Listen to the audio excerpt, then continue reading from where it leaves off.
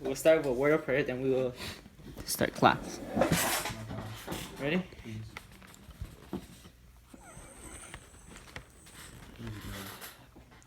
Nothing. Ready? Dear Heavenly Father, Lord, thank you for this day that you have brought us all together to gather and study your word in this gloomy day where it's just been raining and sunny and they're going to be raining again soon. And I just want to pray that you will give me the words to speak and you will allow my fellow brothers, my fellow students to be able to understand what I want to convey. And I just want to ask for your blessing and for your guidance today. Should I pray? Amen. Amen. Good morning. Good evening, class. Good morning. I mean, I just woke up, so good morning. Okay, good morning.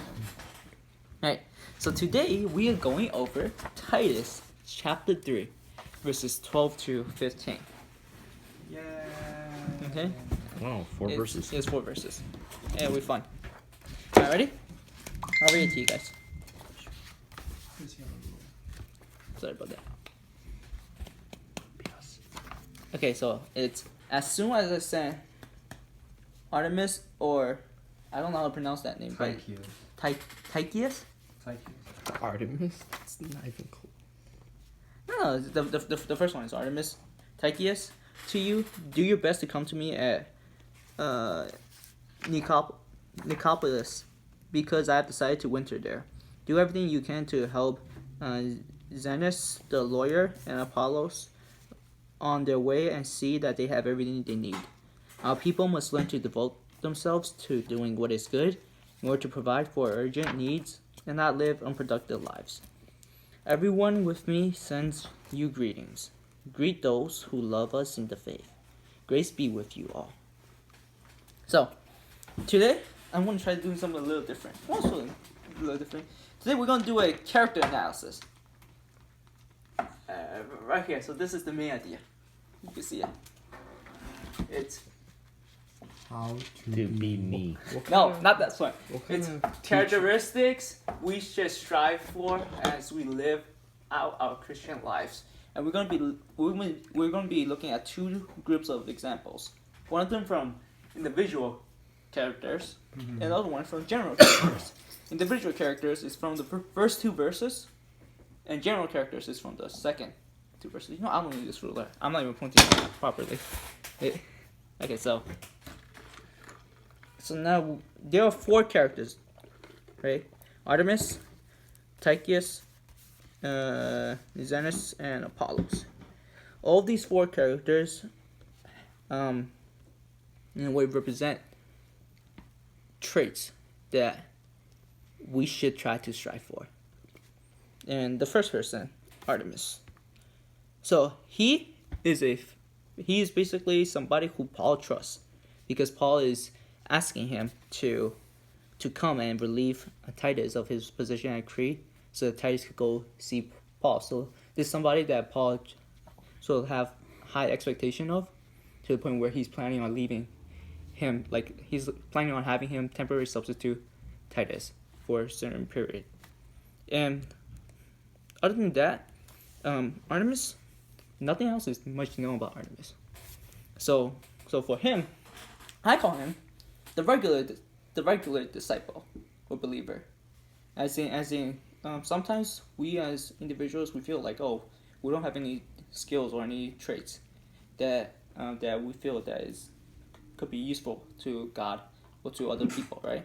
But just like him, as we live out our Christian lives, as we continue to just do our basic things, we will gain recognition.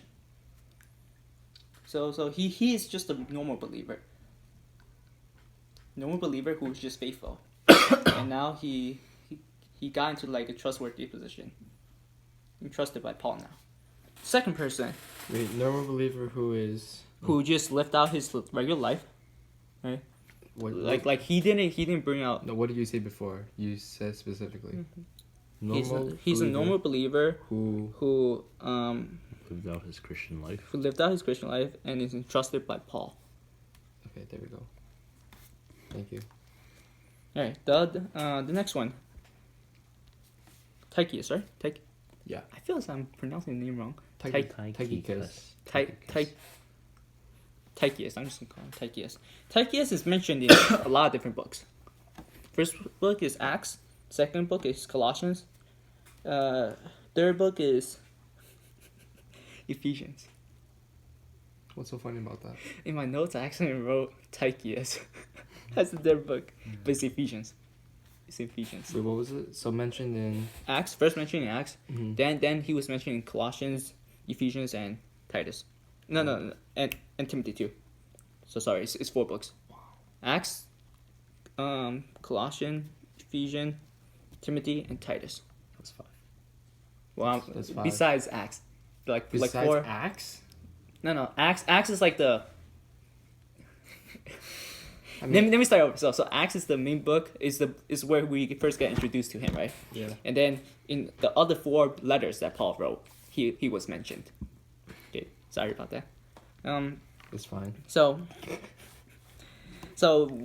just from the way that his name was mentioned in 4 letters, we know that he is also somebody who Paul trusts a lot, and Paul trusted him so much to the point where he had Tychus deliver Colossians, like the letter Colossians, to the Colossians.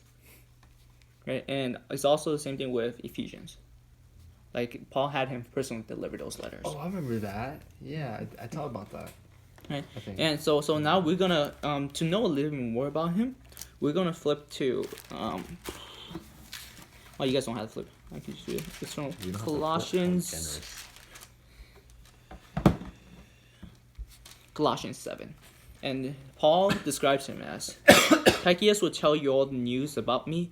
He is a dear brother, a faithful minister, and a fellow servant in the Lord.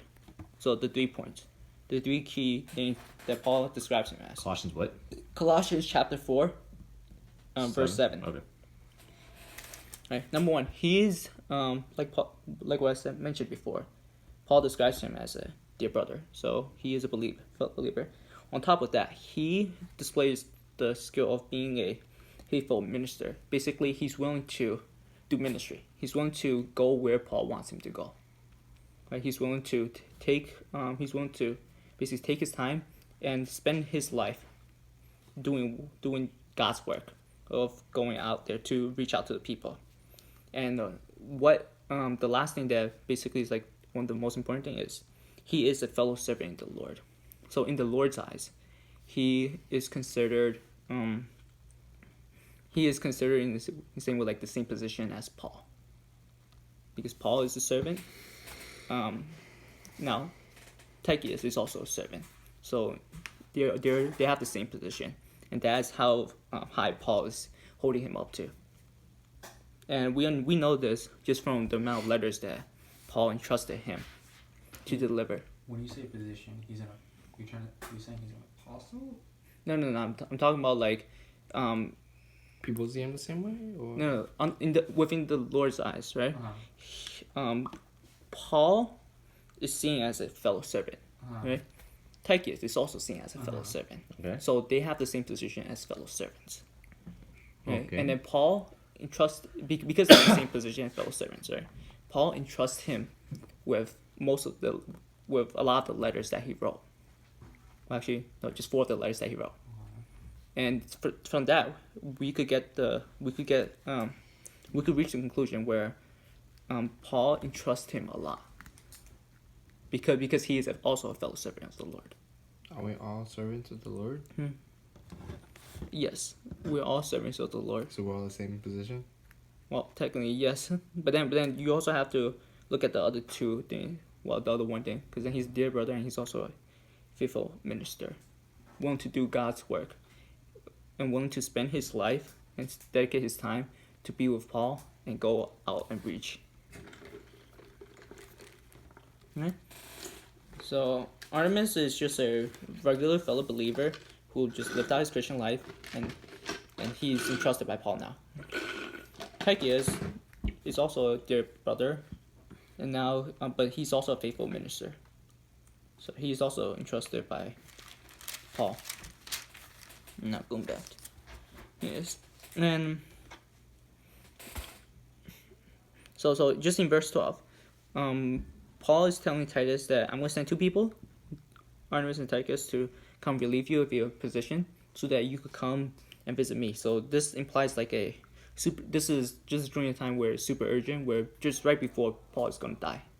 So Paul wants to see Titus for like one of the last times. And Nicopolis is in Greece and is in. Oh shoot! It's not Ephesus. It's How do you pronounce this? It's Epirus. Epirus. Epaphras? No. Yeah. It's That's not a place. if you know geography of Greece, Macedonia, above it is this area, but just I forgot how to pronounce the name. Well, how do you spell it again? It's Epirus. Epirus. Epirus. Epirus. But just know that it's a place in Greece. Okay. And it's it's within the it's within Paul's journey. Like if you look, I think you have it. If you look to the back of your book, you will see maps of Paul's journey. I don't know if you see it. Which mission journey? I believe it's third one. Third? Third journey is along the path. Wait, but I don't know if Orange I don't know if it's mentioned in there. It's in Greece. So he is going to. He's in. Crete. Cretan. No, he's not in Crete. He never went to Crete. No. I'm saying Titus is in Crete. Wait, so how are you gonna find it in Paul's missionary journey? No, I'm saying Paul is in this Nicopolis, and that is along his journey, Paul's journey. For Paul's journey. Yes. So And where's- Titus right now is in Crete. So Paul is telling Titus to go visit him. Yeah, where's Nicopolis? Is in Greece. And if it doesn't say it, then it's Macedonia. Hey, alright. It's above it, right? yeah, it should be a little above. He's not to us. Or am I wrong with my- Germania, Oh, wait, oh, here it goes. Neapolis? Neapolis. No, It's not- Nicopolis. No, it's not Nicopolis. All right, never mind. Then I don't know. He's trouble. Yo, he's Maybe I trolling made a us. mistake with it with my geography. Yo, I'm sorry, I dropping made a out. mistake with my I geography. dropped this class. I might as well take a. What was it? A W in his class. Okay, Withdraw. Reason. all right. Professor doesn't know what he's doing. Yeah, and at the city is where Paul is planning on taking a whole season there, the winter. He's planning on wintering there, and asking Titus to hurry up and come see him. Alright, bro. Right. And the next thing that in verse 13, the next thing that he tells Titus and to tell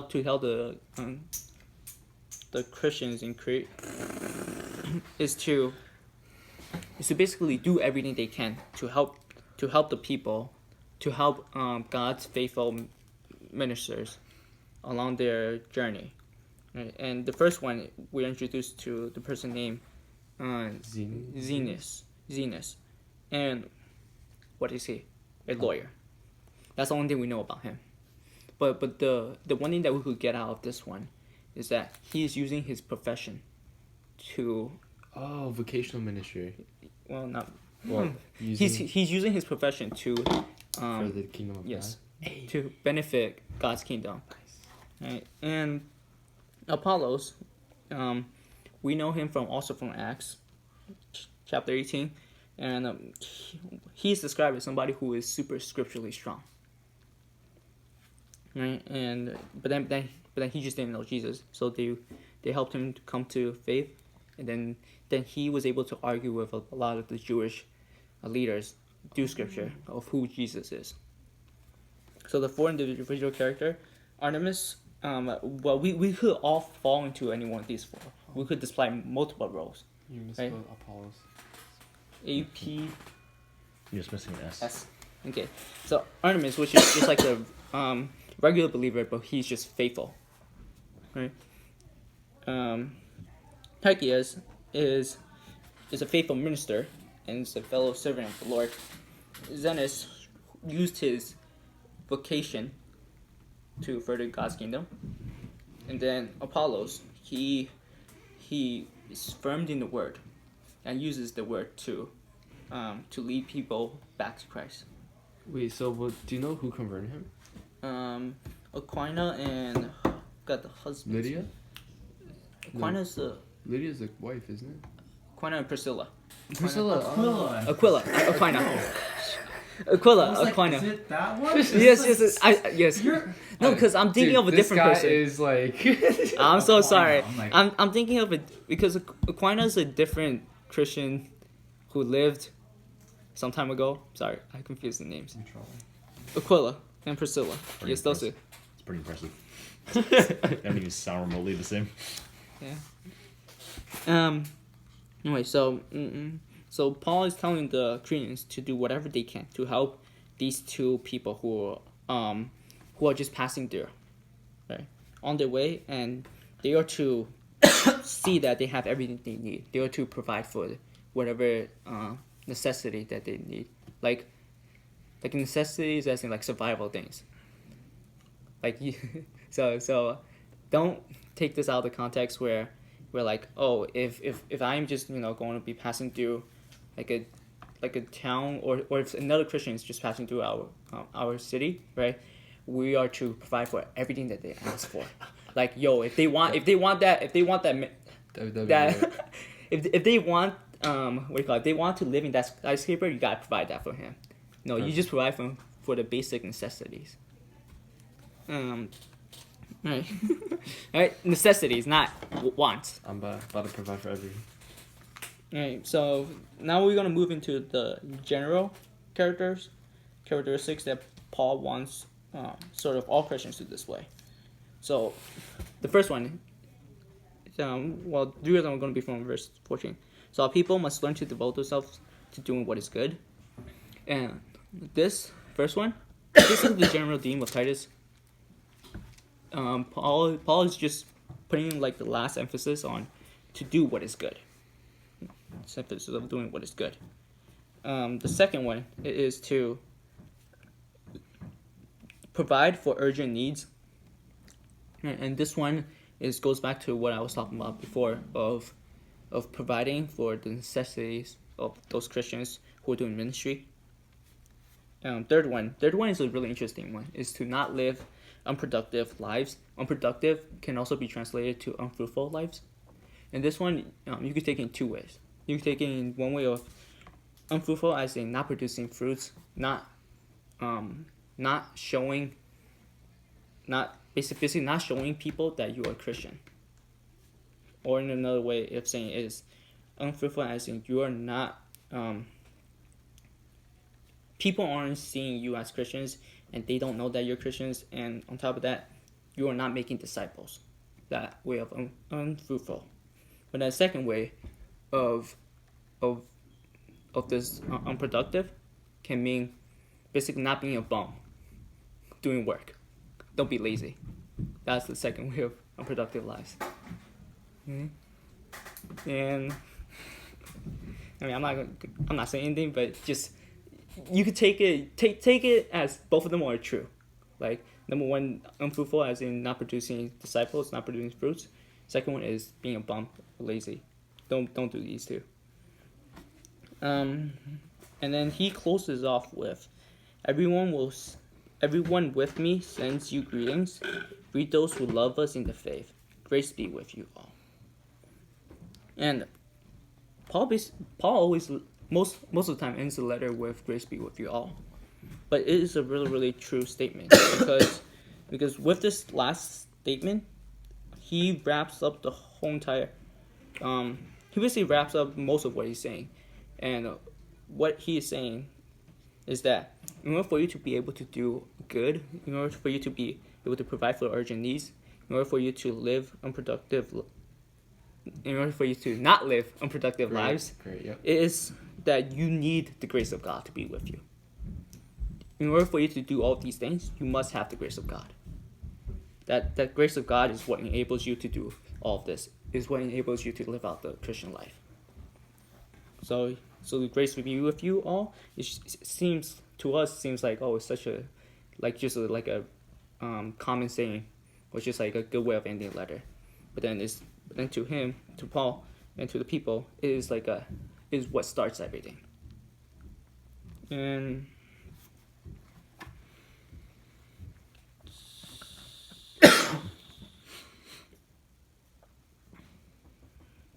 yeah. So, any questions? What's your application? I know, but I'm gonna go over that later. Any questions? Yes. What's your application? Any questions on that? No? Okay.